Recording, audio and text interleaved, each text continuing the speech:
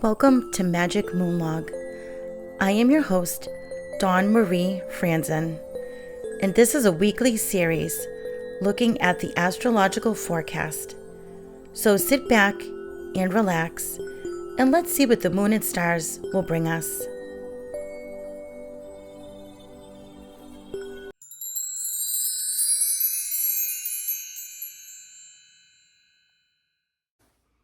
Hello everyone, and welcome back to Magick Moonlog, and welcome to Season 6.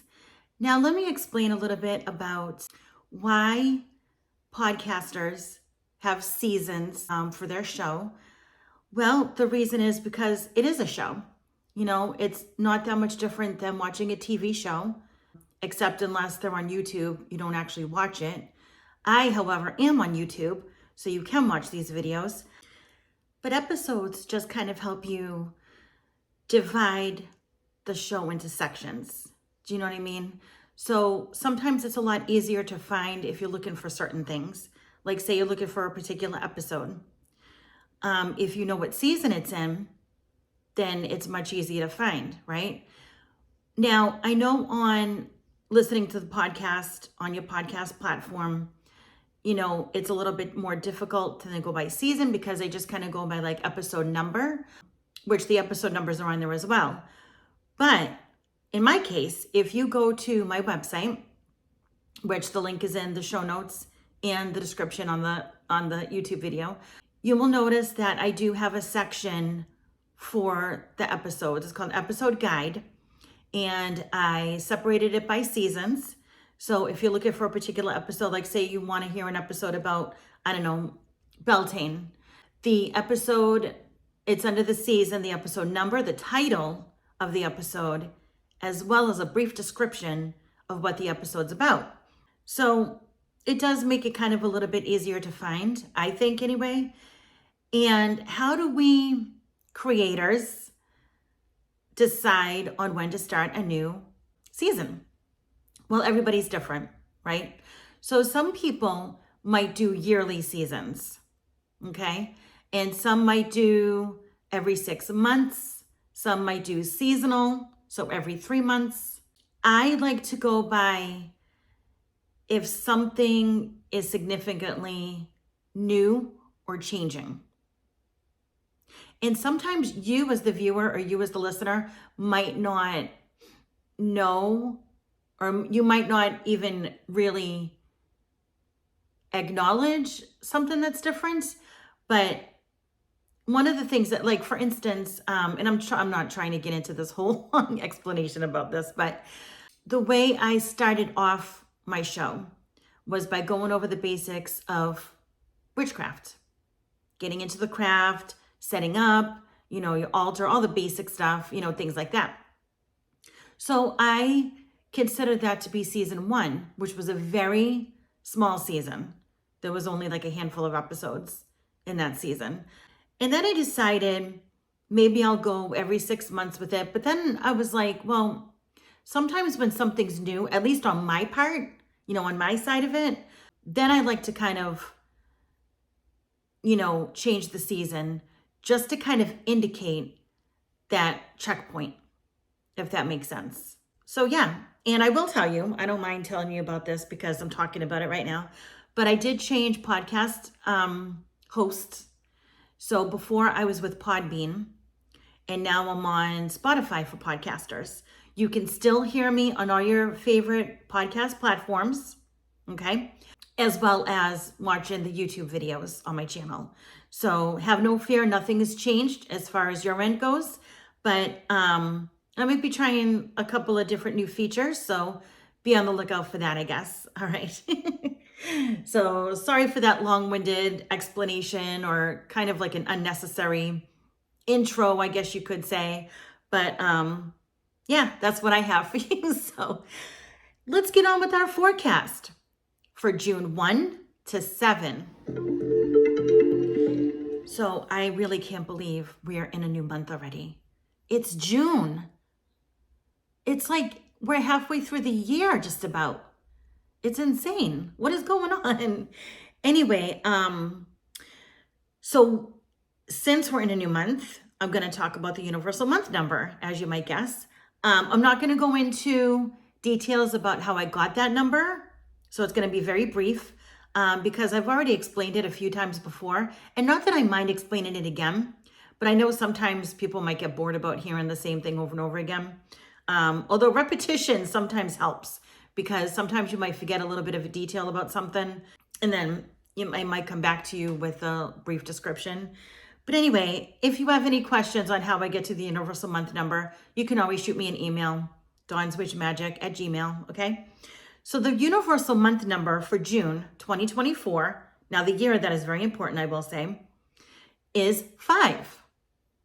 So this is a great month to spend with friends and family, which is convenient because we're going to be getting into the start of summer soon, right? And you're going to be making those summer plans. And on that note, start decorating your home for summer, or at least come up with some ideas, maybe kind of make a little rough outline about what you want your home to look like for the summer, or your garden, anything like that. And take that vacation or plan that vacation. Where are you guys going to go this summer? What are you going to do? Are you going to go someplace exotic? Are you going to go to someplace fun? Are you going to just do like a staycation? What's it going to be? You know, I have no idea what we're doing this summer because I just started my new job. So I don't know. I mean, I probably could take a little bit of time off the summer, but I can imagine we're probably just going to do like maybe long weekend getaways or, stay local, stuff like that for this year anyway. We've done so much in the past few years that maybe we can kind of settle down a little bit, at least this year. So anyway, yeah, but that's the universal month number is 5. Okay, so let's get on with our astrocast. On Saturday, the moon is in its 4th quarter phase in Aries. So the moon we have is in all sextiles today. Amazing, huh? So it starts with Jupiter at 1:57 a.m., and then Pluto at 2:41, Venus at 6:15 p.m., and then the Sun at 7:35. All right. So at 6:04 p.m. on Sunday, the moon is in conjunction with Mars and is void, of course, until 1:55 a.m. Monday when it enters Taurus. Meanwhile, Jupiter trines with Pluto at 8:13. At 11:57, Mercury sextiles Neptune. At 3:37 a.m. Monday, Mercury enters Gemini. At 5:05, the moon and Pluto square off. At 2:12 a.m. Tuesday, Mercury trines Pluto. At 6:23, Mercury is in conjunction with Jupiter. The moon sextiles Saturn at 9:46. At 11:32, the Sun is in conjunction with Venus. And then the moon is in conjunction with Uranus at 7:04 p.m. On Wednesday, the moon sextiles Neptune at 4:09 a.m. and is void, of course, until 4:36 when it enters Gemini. At 7:46, the moon and Pluto trine. The moon is in conjunction with Jupiter at 8:49. And then the moon and Mercury are in conjunction at 12:46 p.m. At 8:38 a.m. Thursday, the moon is in conjunction with the Sun and is 16 degrees new in Gemini. The moon and Venus are in conjunction at 9:36. At 1:19 p.m., the moon squares off with Saturn. At 6:22 a.m. Friday, the moon sextiles Mars. At 8:16, the moon squares with Neptune and is void until 8:41 when it enters Cancer. At 11:55, the moon and Pluto quincunx. So that was pretty short and brief, right to the point. So during this weekend, you may feel cheerful and spiritual. Engage in enlightening discussions. Remember, this month is a good time with family and friends. Keep active and pay mind to your intuitive awareness. During the beginning of the week, while Mercury is in Gemini, you may experience anxious thoughts. It will be a great time to journal these thoughts. If you have any special plans, you can expect a lot of support. Tolerance is key. Help those in need. Your personal charm could be energized, and you might have high hopes. So midweek, try some meditating. Revitalize. Be aware of temperamental actions and disciplined work. And towards the end of the week, you might feel nervousness and emotional upheavals, and you could be impressionable. Magic Moonlog is sponsored by Life-Changing Energy. They've got yoga outfits and all kinds of other clothing, jewelry, and healing tools. Take an online course. I took my course with Vicky Gold and am now a certified crystal and chakra healer. Please visit lifechangingenergy.com and use the promo code MAGIC7, that's Magic with a K, number 7, for 7% off your purchase. And now back to the show. All right, so the spell of the week, let me just move this back a little bit, is Watch It Burn. And it is for June 2nd, which is a Sunday. And the color of the day is gold, and the incense of the day is frankincense. To banish an unwanted condition, find a writing utensil and some paper. Draw a picture that symbolizes the situation. Don't worry about quality. A childlike rendering will work as well as a masterful sketch as long as it's meaningful to you. Even a word or phrase will do if it feels significant for you, like anxiety, abuse relationship, or money fears. Loosely crumple the paper and safely light it on fire. You might place it in a fireplace or fire pit, or burn it in a cauldron or a cast iron pot. As it burns, say, Goddess of Fire, thank you for destroying this condition and cleansing it from my experience in all directions of time. Feel the personal energy you've invested leaving the condition or situation and being reabsorbed into your energy field, as if the fire is healing your prior feelings of disempowerment by transferring your power directly back to you. Allow the fire to burn out completely or safely extinguish it, and thank the goddess. And that is written by Tess Whitehurst. All right, now for the everyday spells card. And we have moved on to love spells. And this is an attraction potion.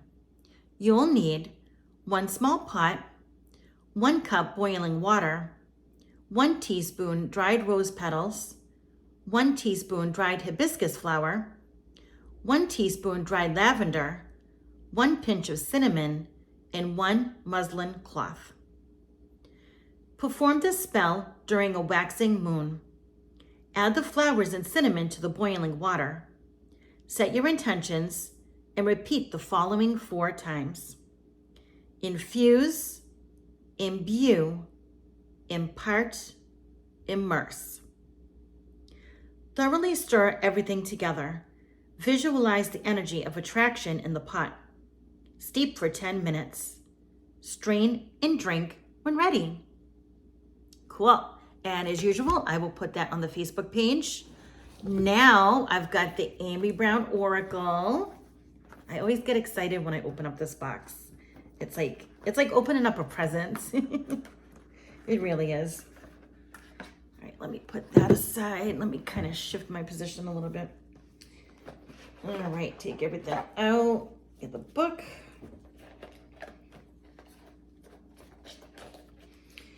And by the way, I do like this little thing right here because usually it helps you get all the cards out.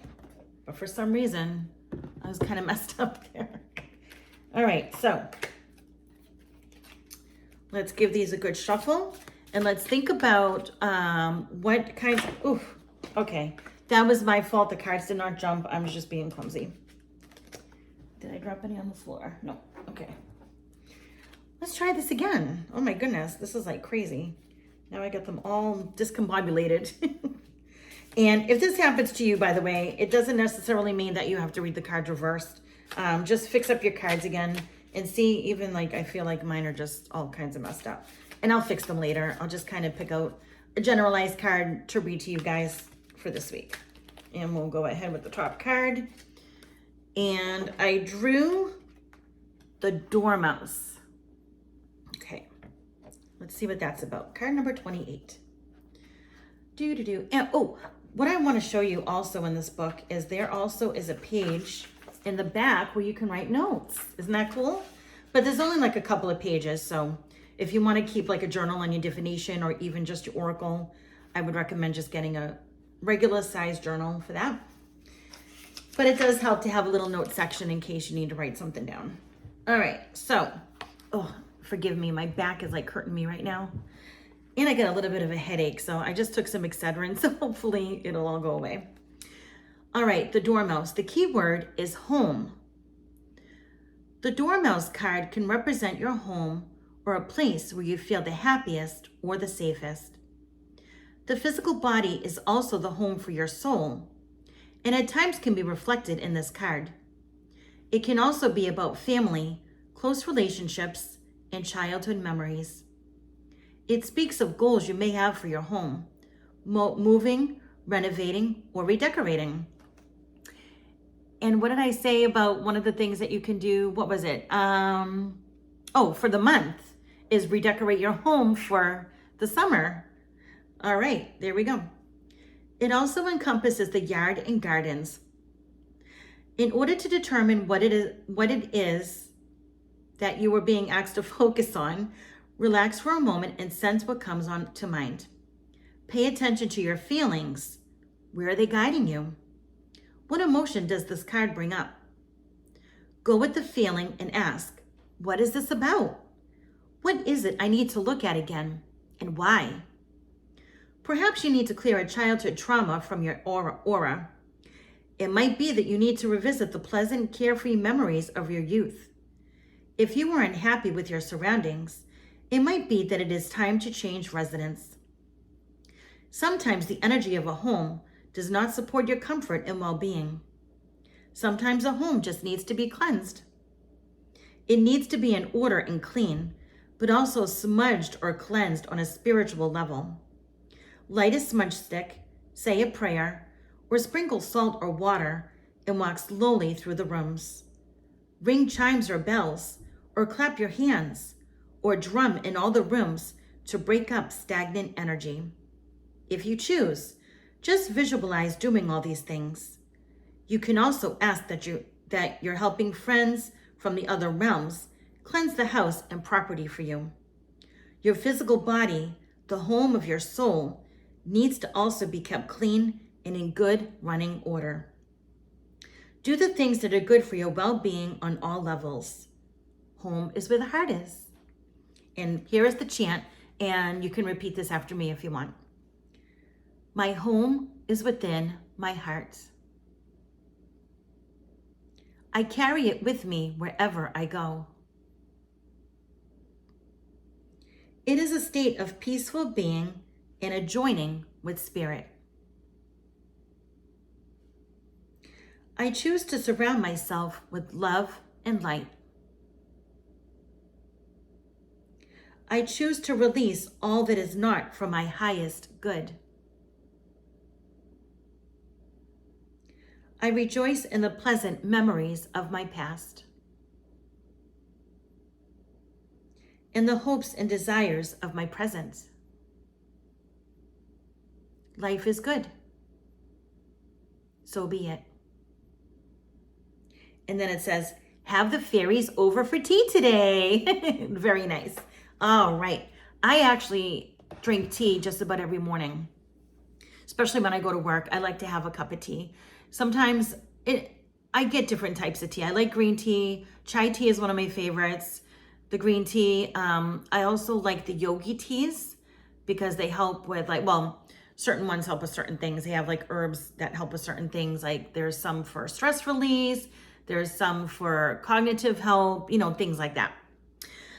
Well, all right, everyone, that is all I have for you today. So I just want to let you know that I am still planning on doing a divination episode where I'm going to be showing the divination, the different forms of divination and how to do them and different things you can do and all that stuff.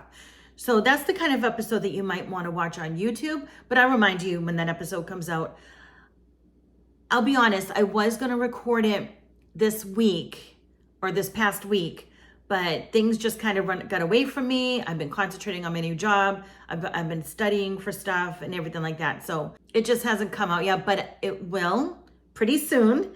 And hopefully you guys will enjoy it. All right, everyone. Thanks for spending the time with me today. Have a very magical week. If you like this episode or show, please consider going over to Apple or Spotify to give me a rating and review. It will really help with the algorithm of the show. Share with your friends and follow me at Witch Magick on Instagram.